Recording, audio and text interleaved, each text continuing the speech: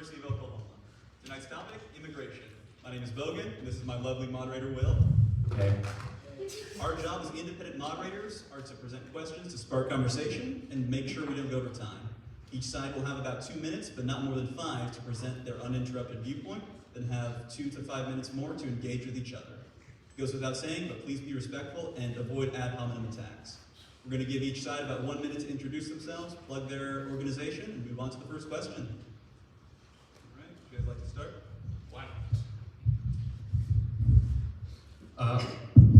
Hello, my name is Anthony Delio. I'm the chairman of OU College Republicans. I'm a sophomore here at the university, and I'm an entrepreneurship major. Hello, my name is Cale Greenroyd. I'm a senior chemical engineering student here at the university, so glad to see everybody out here.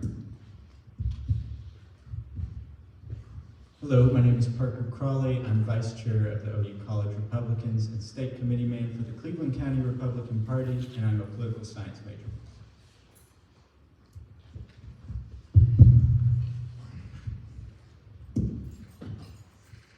Hi everybody, my name is Shrey. I use he, his pronouns. I'm a junior majoring in community health on a pre-medical track, and I am the president of the OU College Democrats.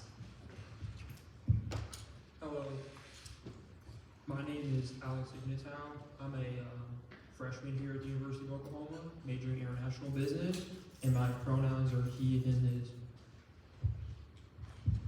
Howdy everyone, my name is Colin McPherson. I'm the Chief of Staff for the OU College Democrats, the Acting Equality Caucus Vice Chair, or not, Stonewall Caucus Vice Chair for the College Democrats of Oklahoma, and the Equality Caucus Vice Chair for the College Democrats of America, as well as a Communications Associate for the College Democrats of America. My pronouns are he and they, and I look forward to this event. Thank you. We're going to flip a coin. Heads, Democrats will go first. Tails, Republicans. All right, heads first. So, Can confirm. thank you. All right. You have your timer ready? All right, College Democrats. In broad terms, what is your preferred vision for immigration reform? Immigration reform is a very complicated issue which has been widely discussed, all across the country. And with OU College Democrats, we believe in providing support and amnesty for those escaping countries where there is political violence. We support amnesty. We support people who are working hard to have the right towards working towards American citizenship. We do also believe in some reasonable border security. Obviously, for those who commit violent crimes, they should not be allowed to be in this country. They should be deported. However, we do not support the idea of having a border wall because it is just not feasible. It is not a good expense for us to be spending money on when we can be working on other solutions towards dealing with the issue regarding migration. We also do not support the idea of banning people from certain countries from entering.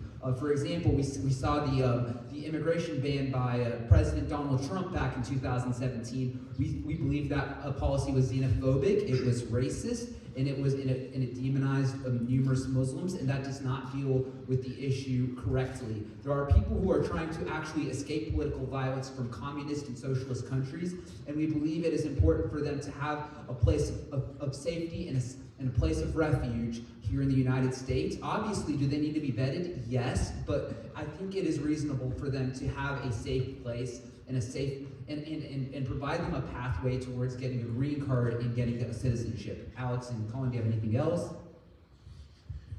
Yes, and just touching on this from a communication standpoint, I would like to let it be known that the official stances that we take are as individuals and do not necessarily reflect the College Democrats of America or the College Democrats of Oklahoma. Figured I would let that be known right now. As far as how I think that the Democrats... Time. All right. And OU Republicans, same question. In broad terms, what is your preferred vision of immigration reform?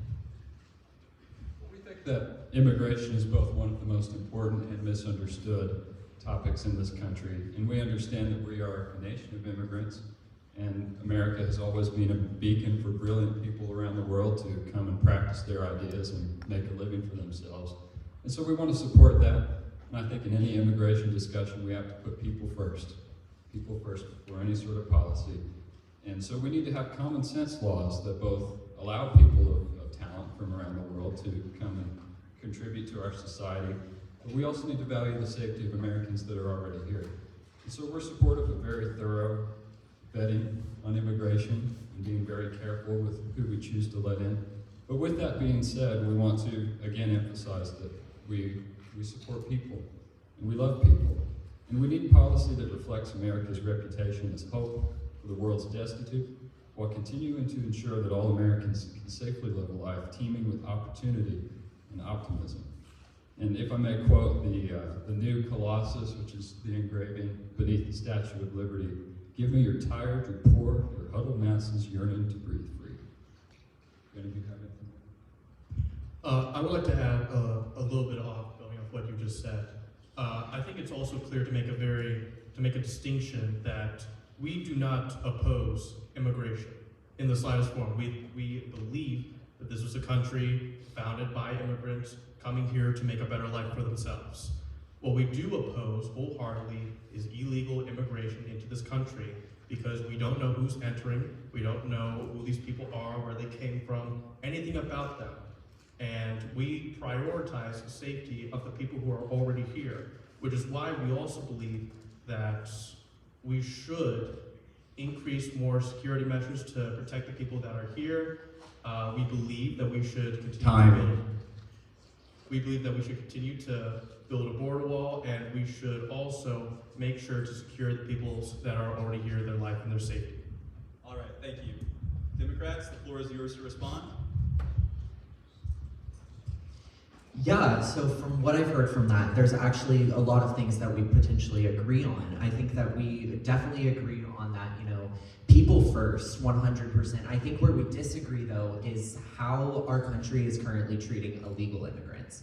I think that it's a very dehumanized conversation that really occurs. I don't think we necessarily always consider the perspectives of those that are coming in illegally. And there's been several different pieces of legislation proposed, bicameral legislation by representatives from Texas and Oklahoma that says that we should jail repeat illegal immigrants. And I just don't think that that is a very humanistic way of looking at illegal immigration. And from a people's first standpoint, I think that that's really where we need to be focusing, is really focusing on that people aspect of people that are illegal immigrants, because right now the conversation is extremely dehumanizing for the individuals that are coming over illegally, and we really only put a focus on protecting and ensuring those that come over legally. But what about those that are illegal, that also are still, they have jobs, they have families, and they're contributing to this country, maybe just not under legal status? Alex, do you have anything to add to this? Trey? Yeah, it just does not make any sense for us to be, separating, children, for example, at the border, because, these children, are being put in places, away from their families, and that can be a very dehumanizing situation, especially, if you're a 6-year-old or a 7-year-old. And I think, we have to reconsider and change what we're doing when it comes to the topic of immigration, and making sure we are putting people first. We can't put people first when we're separating, families at the border, because that's just not morally right to me. Time that perfectly. Next question. No. Oh, yes, you have 2 minutes to respond. My bad. Well, why don't we just quickly tackle on this? Personally, you mentioned repeat offenders, them being jailed, this and that. Personally, I do believe that, like I said before, I think we do agree on some things. But when it comes to repeat offenders, I think that shows a clear distinction between those who are trying to come here legally, trying to start a life for themselves, and those who are trying to actively break the laws of this country. And I feel like that's something that we definitely need to make a distinction between those who are actively trying to go through the process. It's one thing to declare asylum. It's another thing for asylum to be denied, be deported, and then come back in. That's a whole nother thing. And I think we really need to take that into perspective when considering repeat offenders who have been deported and then come back in. Would you like to add anything? All right, thank second question. All right, Republicans. Nobel Prize winning economist Paul Krugman has called the situation at the border an enforcement crisis rather than a rules crisis. Do you think proper enforcement of our current rules is enough to address the situation, or does the system require fundamental alteration? You have 2 minutes. It is 100% an enforcement problem. That is clear as the day. You know, we did not have these problems 4 years ago when it came to immigration. So there are rules currently on the books that allow for the enforcement of the border. There are rules on the books already. Joe Biden today could immediately shut down the border if he wanted to via executive action. The problem is that that is currently not happening, and we are currently seeing the consequences of those effects.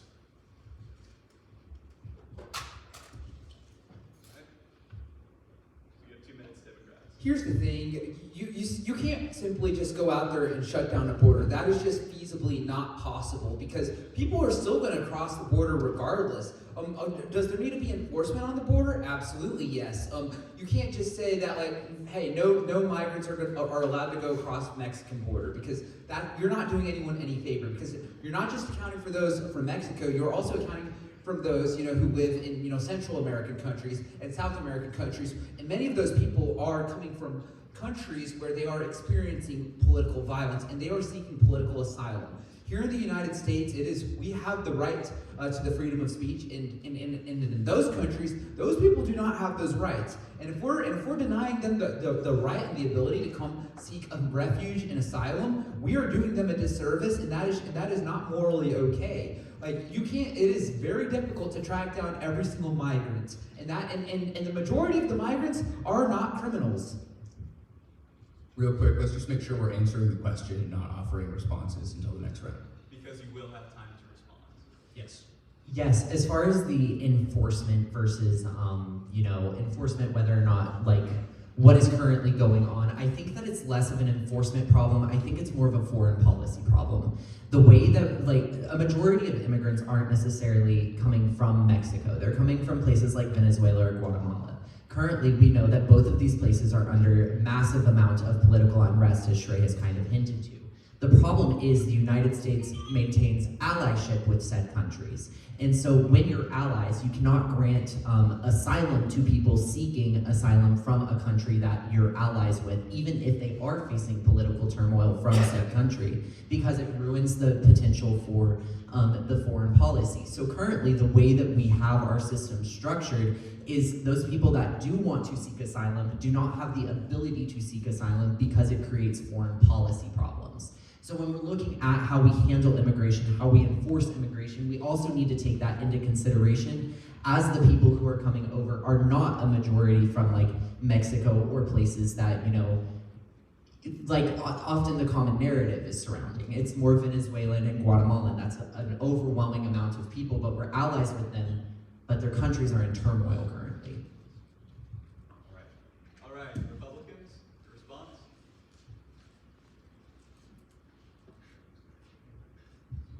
Well, we agree that, putting up a wall isn't going to magically fix everything. But on that point, why do you have a fence around your house?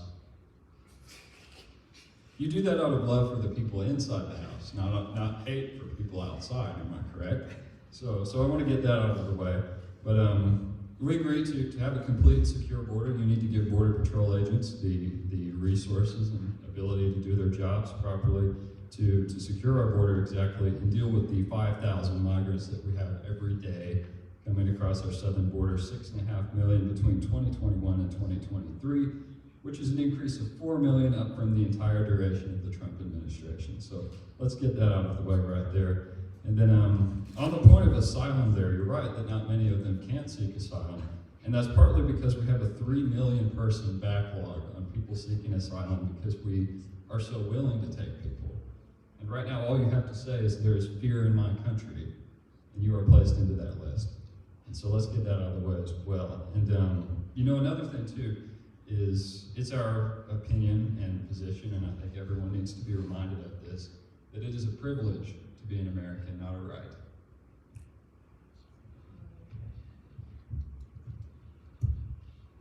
All right, Democrats, your response?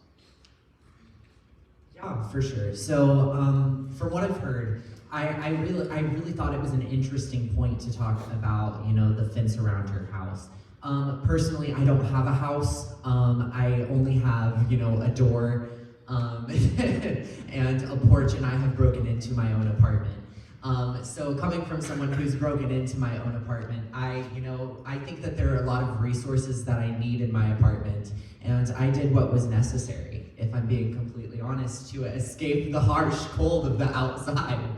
But on an extremely serious note, when it comes to this sort of conversation about a wall, there aren't a lot of countries in the world that have built a wall in the way that the United States is. But if we're going to talk about building a wall, it's important to recognize that Democrats are taking steps to be able to do this. Joe Biden walked back his campaign promise of not another inch as a way to adapt to the current influx of immigration, and has continued building a border wall on our southern border. Which, you know, it goes against what he had promised on his campaign. Additionally, once again, I would like to bring back the people aspect of this. You know, the people that are coming in illegally are people, and I feel like the conversation that we have around this needs to really focus on that aspect, because even building a wall to keep dangerous people out, that's grouping a whole group of people that aren't necessarily always dangerous into one category. And also, just a statistic for everyone to know here, the migration rate in the year 2023 increased by 0.73%. So it was about 2.768 people per 1,000 in terms of migration per capita. And I think that is an important statistic for all of us to know. And likely that number is likely going to continue to grow as we continue to see, you know, an influx of more citizens. So it's just gonna be, we have got to make sure, like Colin mentioned, we are keeping the people first mentality.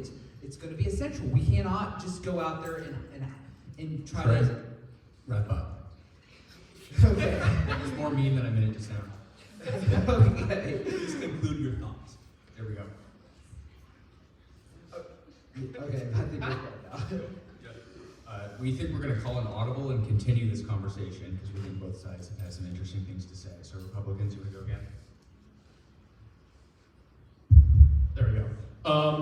So to mention a bit of your points about focusing more on people, like I said, we don't deny asylum. There are very plausible claims for asylum. There are people who come from countries where they are actively being persecuted for either their race or their religious beliefs, and we definitely think that there is a place for them here. However, as was stated before, we do have a 3 million backlog on asylum seekers. Now, I would like to make it clear that, you know, when you have a 3 million backlog, it's kind of hard to process all these people. Now, we can say that we need to hire more judges or we need to hire more processors, but I don't think that fixes the problem, because I can't imagine that there are 3 million asylum seekers who have legitimate claims. And as stated before, if these people get denied asylum, they're still going to find their way back into the United States through the southern border. So I think it needs to be clear that when it comes to asylum seekers, there is a right for them to seek asylum, but we can't accept all of them in, and we definitely don't think that there's a 3 million backlog worth of all of them. Anything else? I think we should also be able to guarantee that these asylum seekers can actually have a better life once they get here. And I think three of you agree with that as well. And, like we mentioned pretty heavily, the 3 million person backlog, how can you possibly service all of those people? I think it's to everyone's advantage to be more selective with who we allow in. And furthermore, the people who are causing the problems that they are fleeing from are freely allowed to enter our country under our current rules. And so we need to be more selective and be more vetting with who we accept. I also would like just to make one last quick point, but I definitely don't think that it's right for these people, like we keep mentioning about this major backlog, for them to hold them in limbo while we decide whether we're going to keep them or not. I think it's much more humane to actually keep them on the other side, and then when they come in, they don't actually have to fear for their life that they're going to be kicked out. Democrats, you may respond one more time, and we'll move on to the next question.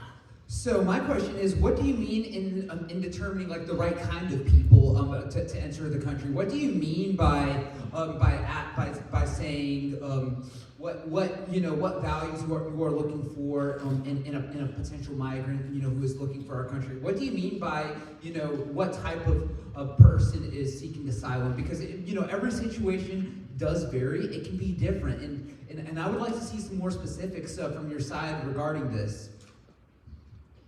I think that was a very emotional response. However, from a more from my personal perspective on this, I think that 3 million backlog really speaks to, if we just continue enforcing and keeping people on the other side, that doesn't make the backlog go down.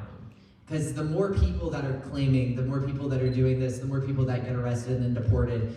If there's a 3 million backlog, I'm not gonna lie, if I was seeking asylum from a country, and I would, let's say the United States became authoritarian and I needed to, illegally immigrate to Canada because there was a 3 million person backlog to get to Canada, I'm not gonna lie to you, I would go to Canada and I would do what was needed to ensure that I was safe.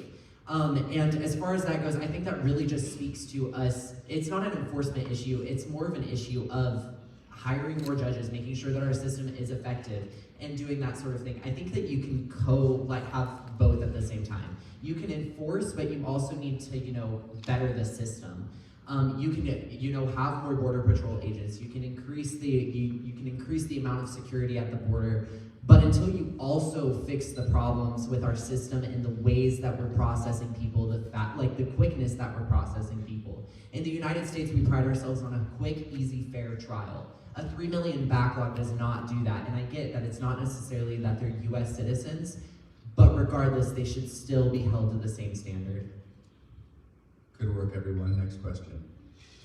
All right, I think we're on back to the Pelicans question. Yep. All right, to what degree do you feel immigration enforcement is a federal or state issue, and why?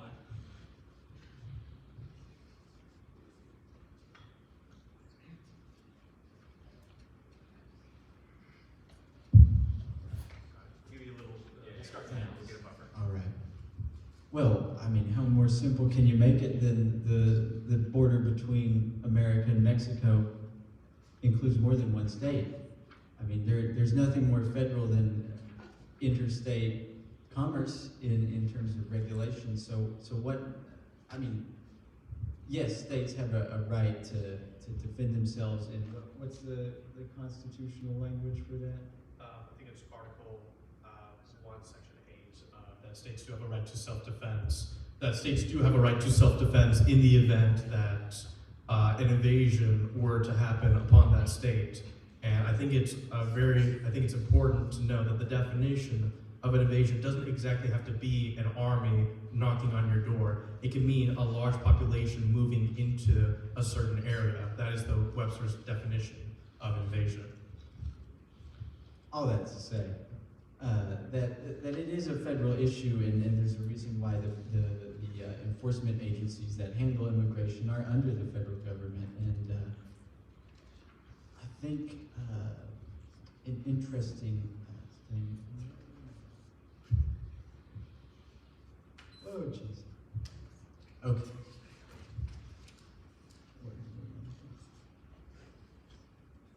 So, okay.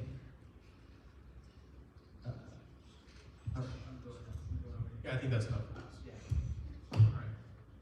And Democrats, same question. To what degree do you feel it's a federal or state issue, and why?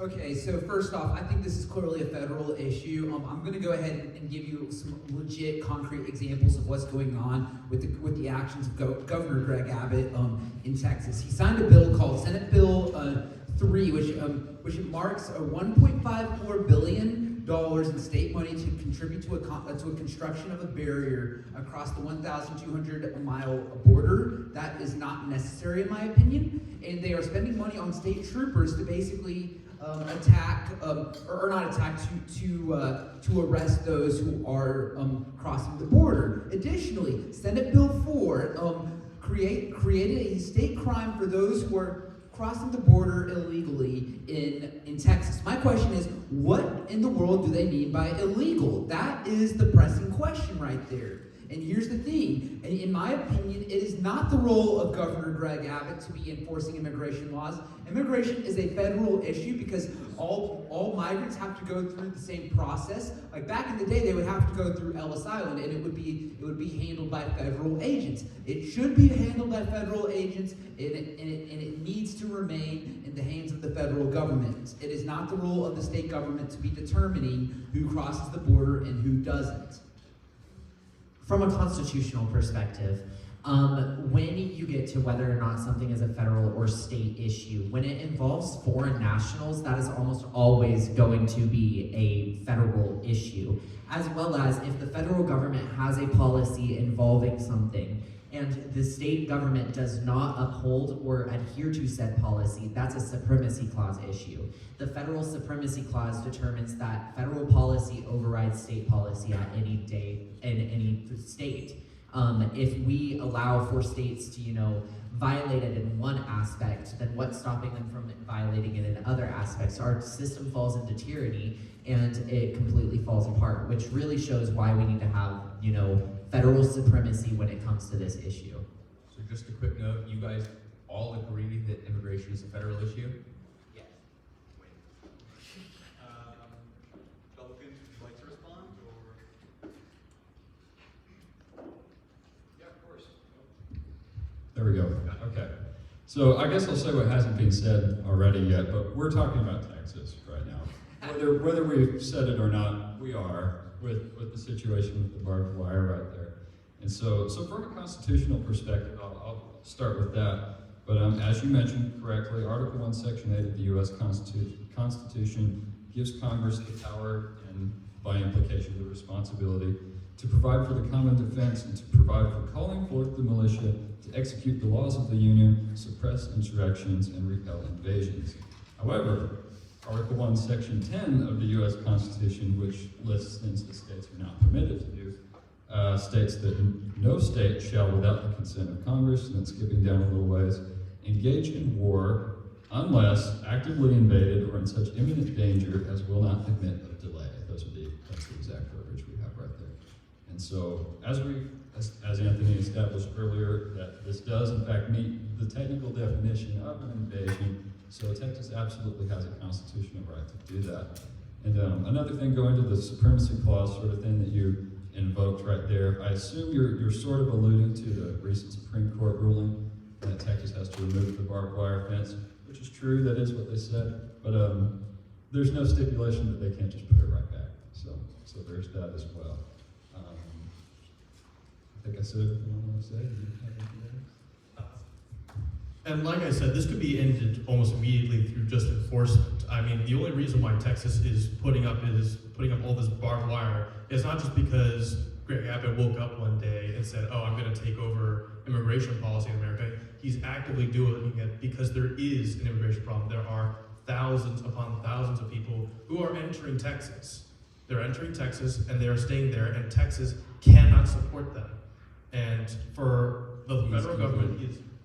Please conclude your thoughts. Okay. And the federal government isn't doing enough to even help Texas by either shutting down the border or giving them the resources to take care of this crisis, which is why Texas has taken matters into its own hands, decided to put up barbed wire, and complied. They're not seceding from the Union. They are actively complying with the Supreme Court. They're not blocking federal agents from taking down the barbed wire. And that's why Greg Abbott's right. Democrats, your response? Yeah. So I think that this has become a very convoluted notion of what an invasion is. And that's when we really get into like the semantics of, constitutional interpretation, framers, like what did these people mean when they wrote it in 1776? But I think yes, that was the correct kind of year around that time. Yeah, we'll go with that one. Around the 1700s, somewhere in there. But that's when you really get into like the semantics of, what did they mean when they wrote that? And so I think that, you know, it really is important that to note that in that time frame, that was when, you know, we were a very weak nation.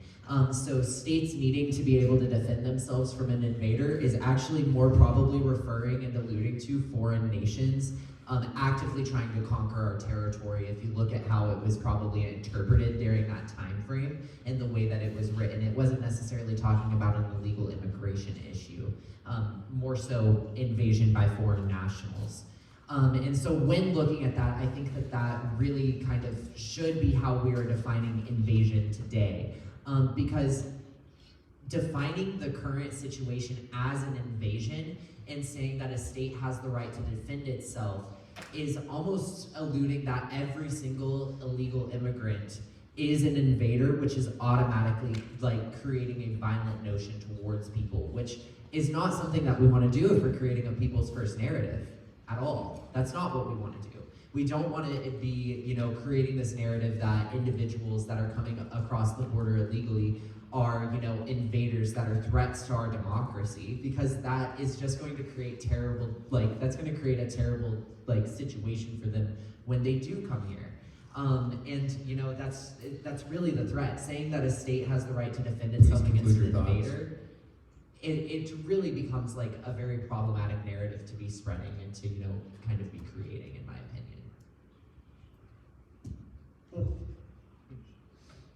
Well, I would just like to make it clear that I currently am reading the dictionary definition of the word invade, which is, by definition, to encroach upon. Now, I never alluded that that the migrants here were all, you know, like, that they're coming in and they were planning to take over Texas. I never alluded to that, and I would never make that assumption that they would. But what I am trying to say is that these people they're coming in, and we cannot support them. That's why Texas is doing what they can do to try to prevent this flow, because the federal government is not taking action to stop the flow. And they're not even helping Texas to even support the people that are already there, which is why Greg Abbott is doing what he's doing. All right, we'll give the Democrats one more response and the next question.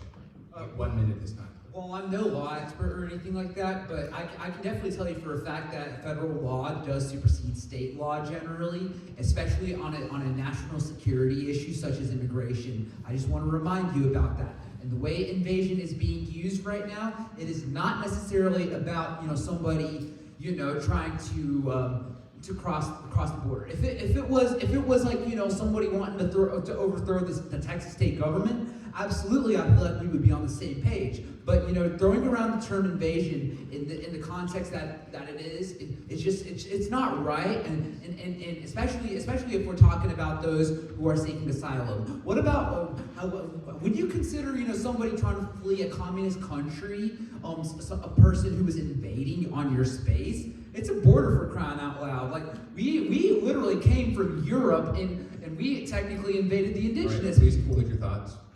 Thank you. All right, next question. OU Democrats, how would you provide food to the poorest immigration, or the poorest Americans, without immigrant farm labor? Well, thank you so much for that question right there. Obviously, you know, what we have to do is we have to make sure, you know, these people are able to obtain some kind of job, or, you know, some kind of jobs program. You know, many migrants, you know, do struggle to make ends meet. And I think it's important for us to provide them jobs, and so they can be able to get on some food stamp programs, so we are able to make sure they are able to feed. We are able to feed them and make sure that they are able to not be hungry, because, and Colin's is gonna add on to what I say. Yeah, so from a social justice perspective, I have a minor in social justice currently. One thing that we talk about a lot is how, you know, when it comes to illegal immigration and immigration, a lot of the times they make up a majority of our farm labor force. So I think that it would be almost impossible to provide food for the poorest Americans without immigration, without like immigrants being, you know, the primary force of production. If we're being completely honest, we talk about the American system in the ways that food production is developed. The American system is completely built off of like immigrant labor and cheaper labor when it comes to, you know, farming and food production. And so it is almost impossible without the labor of immigrants and illegal immigrants to feed Americans and to feed America as a whole, not just the poorest Americans, but all of us. Because a majority of people don't want to be doing that, and we rely on people that do want to do that, regardless of how low the pay is, and regardless of, you know, how hard the labor is.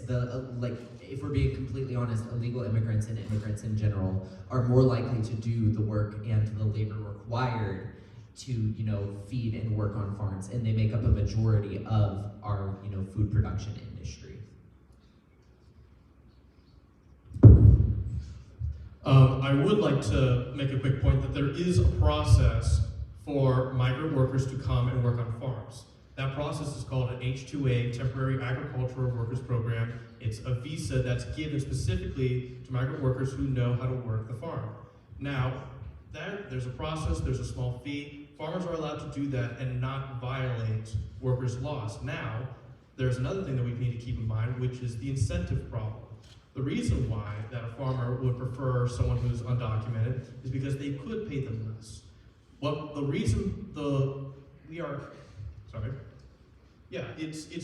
The incentive is that if you get cheaper labor, it helps bring costs down, and therefore you make more money. Want to know how you defeat that?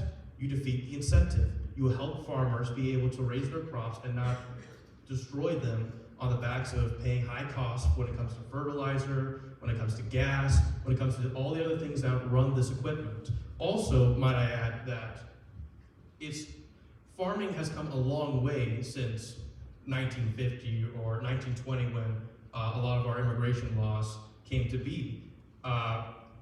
We don't use, you know, cows or bulls anymore to pull equipment. It's becoming a lot more innovative. There's very scientific when it comes to farming. So when it comes to that, we really don't need that many migrant workers to begin with, because sooner rather than later, it's all going to become automated. You yield your time? I yield my time. Right. Your response? Yeah, so I can definitely agree with the, you know, statement as far as, you know, farming has become like extremely automated. There's a lot of different, you know, there's a lot of different issues. I thought it was a really interesting point when you mentioned, you know, the financial aspects of, you know, the incentive behind having cheap, like illegal immigrant or immigrant labor. You know, I agree, we should keep the cost of things low, 100%, but at the same time, you know,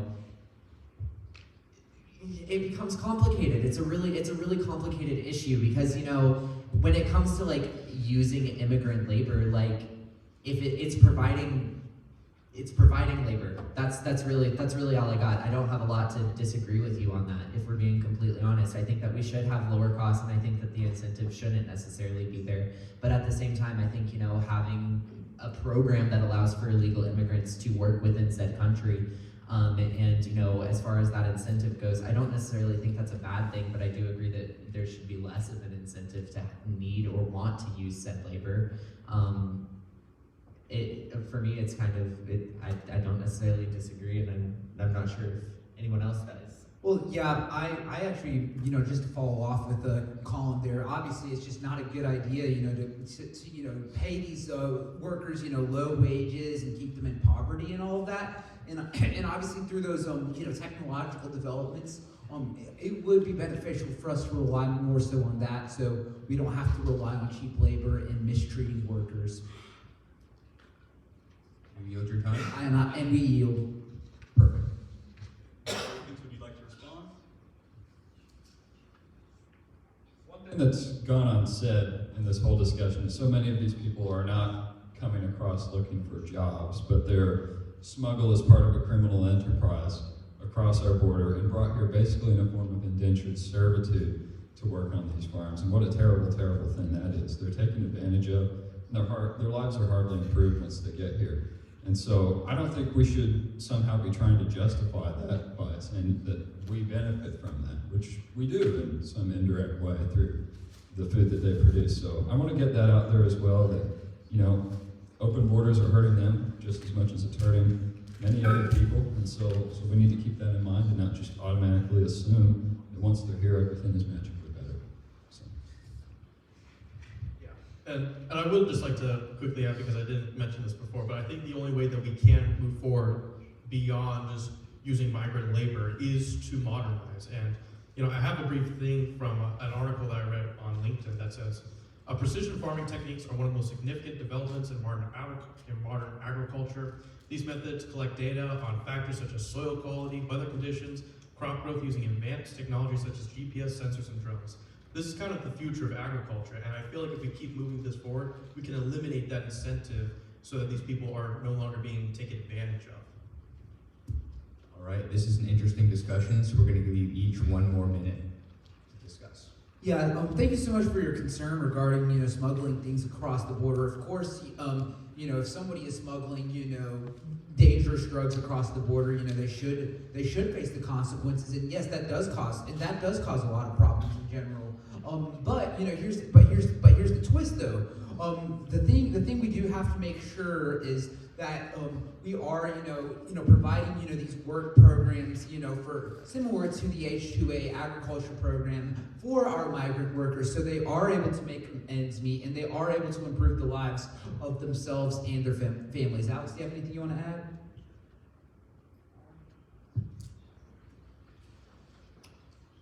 We yield. Awesome, thank you. Republicans, you want 1 more minute? I think if we're going to be sponsoring any sort of work programs, we need to be putting Americans first and get our Americans employed who are already here. I yield my time. So. All right, and final question? Yes, this will be our final question due to time. Afterwards, we will give each side 2 minutes to present any final thoughts. All right, OU Republicans. Certain tactics, such as the deployment of barbed wire and border crossing hotspots, indefinite detainment of asylum seekers, and the separation of families have come under much scrutiny. Where do you believe is the upper limit of humane border security enforcement? I think this is, oh, come on, there we go. Okay, I think this is one issue that's being hyper-sensationalized in the media, and so much of this is presented without any context whatsoever. And so just to kind of put this in perspective, we have roughly 200 facilities where we're housing migrants, and at any given point in the year 2023, any one of those held on average 480 detainees, and they were held on average for 38 days. And as of right now, there are 36,800 of them in detention currently. And if we do some of the math on that, we're admitting roughly 750 into these facilities every day, every single day. And then between bonds, removals such as deportations or other such things, or even asylum processing, only 433 of them are leaving these centers every day. And so we have a net influx of roughly 320 people every day into these facilities. And so whenever anyone says that these facilities are bursting at the seams with people, that's not an exaggeration at all. I think it's the one in Houston that is rated for, well, there's one, not the one in Houston. Thank you for those statistics. The question is, what is the upper limit of humane We're working to that. So, yes. Of course, we want to give everyone a comfortable situation to be in while they're detained here for however long, but it is physically impossible to do with the facilities we have right now. I don't think there's enough square footage in these facilities to give everyone a bed to lay on. And so, from that point of view, I think the upper limit would be taking less people. That's the only way we can meet these standards that we're wanting to meet.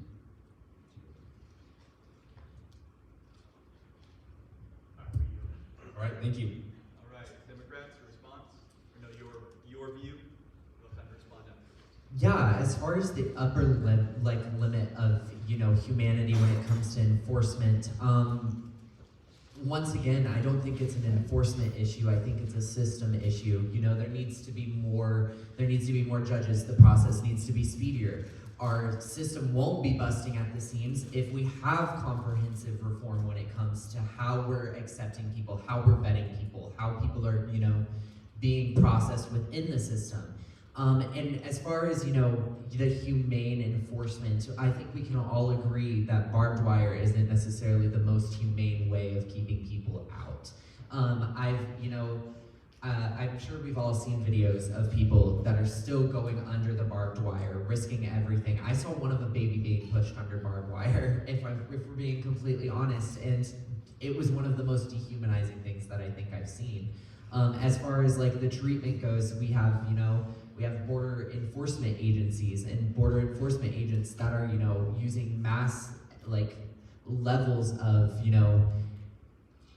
this sort of force and scare tactic to keep people from trying to illegally cross. I saw a stark contrast in a video of what it looks like to try to cross over the Canadian border illegally versus into Canada versus what it looks like to cross into the United States border illegally. And it was entirely two different situations. Whether or not that's because Canadians are much nicer than Americans, I don't know. But as far as it goes, it really shows what the levels of humanity can be when we look at other countries handling their legal immigration process versus how the United States does. And when we have foreign entities calling us out for how we're inhumanely treating people, I think that that's really where it shows how our system needs to change, especially when foreign countries are saying we're committing human rights abuses. All right, that's time. Republicans, would you like to respond?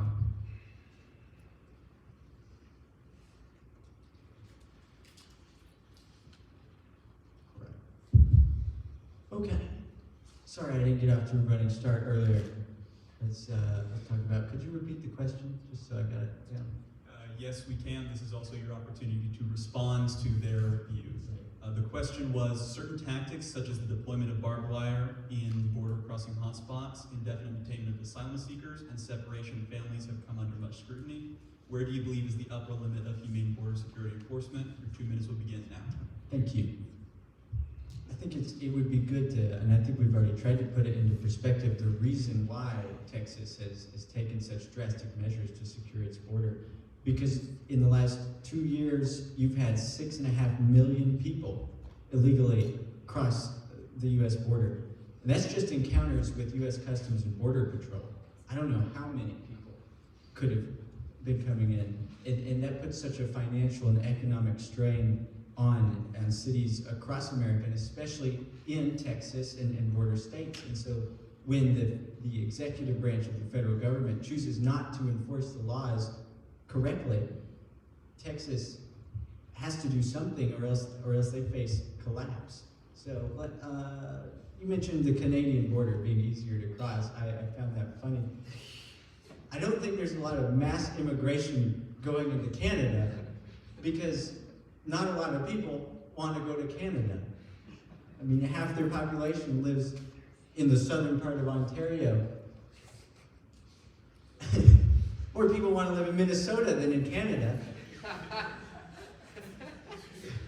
But here's... Please keep the Canada slander to a minimum, thank you. But here's the thing. You talked about having more judges and having better processing, and I think we're all for that. But we're not for making reforms to make immigration easier in the terms that I think that y'all are trying to make it. Because you have to have a standard when you admit people into the country. Because there is a chance that later down the line, they commit a crime, or they're not contributing to the economy, and we don't want it to be, and you talked a lot about being humane, but a lot of these people could Please come in conclude your thoughts. and ultimately create a massive drain on the economy, and that hurts all Americans, not just the illegal or your poorer immigrants. Okay, you'll have 2 minutes. Quick reminder, after this is the last question. Afterwards, you both will have 1 minute to collect your thoughts and 2 minutes to present any final thoughts. So, your response? For sure.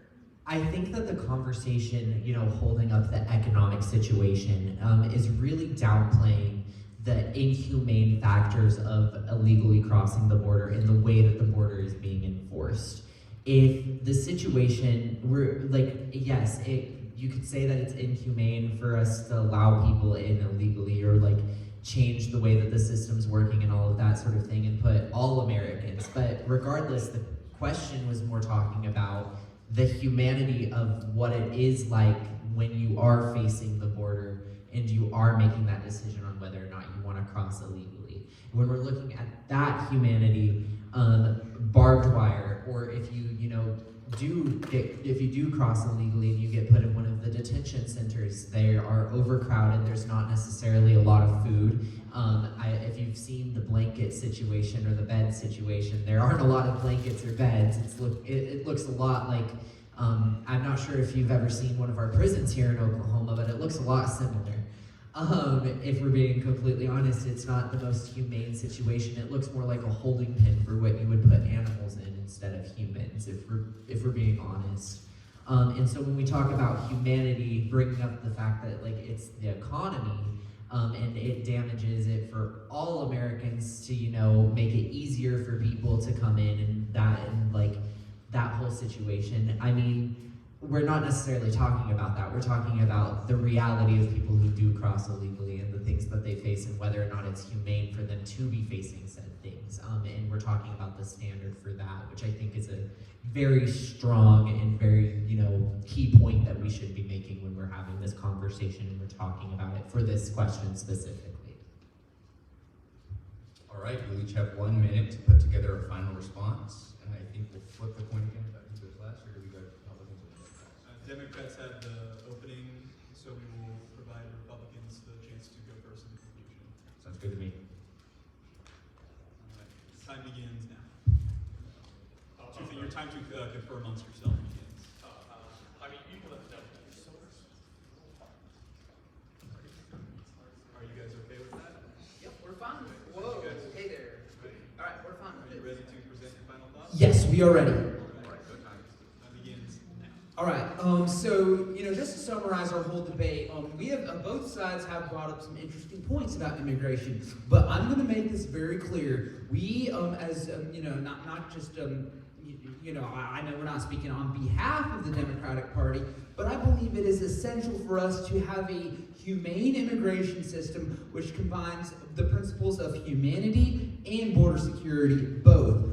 We don't necessarily need to we do need to deport those with violent criminal records. However, it is essential for us to provide protection for those asylum seekers who are seeking refuge from dangerous countries. And no, we do not support ideas such as the Muslim ban. We don't support ideas of separating children at the border. We don't support the idea of committing acts of violence towards towards little children at the border. That's just totally ridiculous. And yes, we do have to make sure we are, improving the systemic problems of our immigration system by making sure we have more judges, making sure congressional dysfunction gets fixed up. And it is important for us to actually come to and find some common ground. And just to remind you, immigration is what makes our country unique. It's and basically everybody in this room, outside of indigenous people, have some sort of immigrant background. I want everyone here to remember that. And I would just like to point out once again that we have found a lot of potential common ground, and that this has been a very productive conversation on what we disagree on. It isn't necessarily that we completely disagree on every single topic, and that we are completely butting heads with each other. We just disagree on different aspects of how we handle the situation. But once again, we agree that it should be people's first, and that we do need to take into consideration security, but we also need to take into consider humanity. And I think that's really what the point that Shrey is making right now should be. Thoughts? Perfect timing. Republicans. 2 minutes.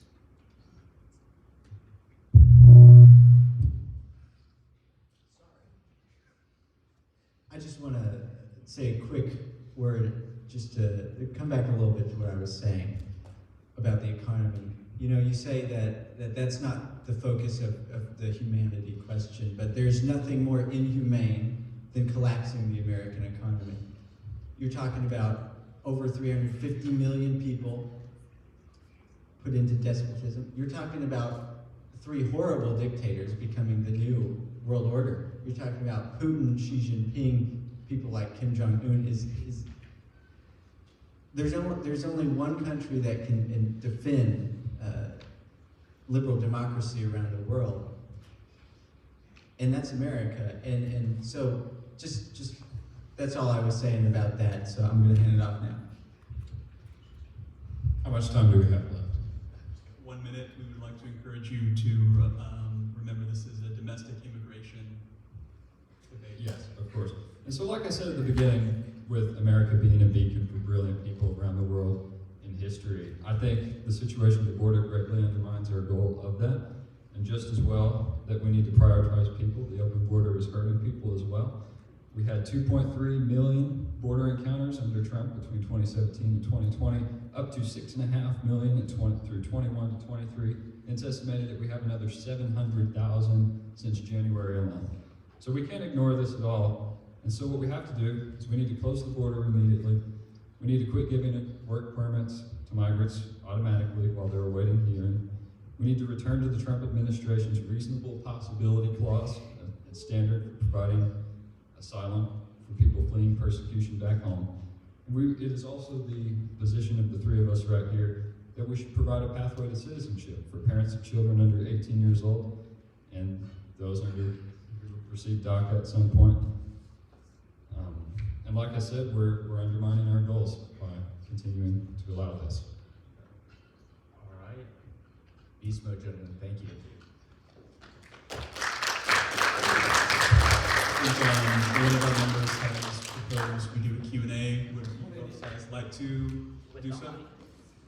like audience Q&A, they can ask us questions and field it to whoever they want to field it to. Sure. Okay. All right. Doing a budget. Yeah, so this concludes the bulk of our meeting. I think due to scheduling, everyone is welcome to stay.